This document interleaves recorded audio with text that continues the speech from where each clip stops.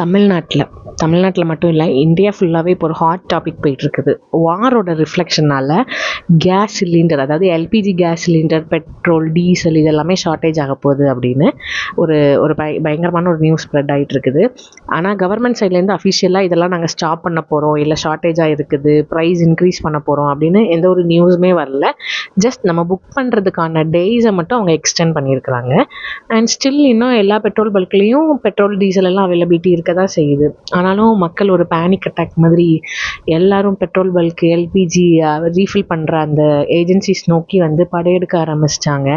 இதெல்லாம் தாண்டி எக்ஸ்ட்ரீம் லெவலாக அந்த வாட்டர் கேனு, அதுக்கப்புறம் ட்ரம் இதிலலாம் ஃபில் பண்ணுற மாதிரி நான் நிறைய நியூஸ் பார்க்குறேன். ஏன் இவ்வளோ பேனிக் ஆகணும்? நம்ம ரிலாக்ஸாக இந்த சுச்சுவேஷனை ஹேண்டில் பண்ணலாமே.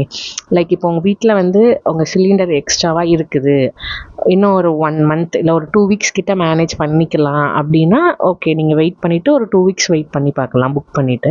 இல்லை எனக்கு நாளைக்கே காலி ஆகிடும் அப்படிங்கிற மாதிரி ஒரு சுச்சுவேஷன் இருந்தால் நீங்கள் ஏஜென்சிக்கு போய் கூட க்யூவில் நின்று வாங்கிக்கலாம். அண்ட் சேம் தான் பெட்ரோல், டீசல். உங்கள் காருக்கும் பைக்குக்கும் டேங்க் ஃபுல்லாக இருந்தால் போதும். அதை தாண்டி எதுக்கு இப்படி கேன்லலாம் ஃபில் பண்ணுறாங்கன்னு தான் தெரியல. லைக் இப்போ நீங்கள் உங்களோட தேவை ஃபுல்ஃபில் ஆகிடுச்சுன்னா அந்த ரிசோர்ஸை மற்றவங்க யூஸ் பண்ணிப்பாங்கல்ல.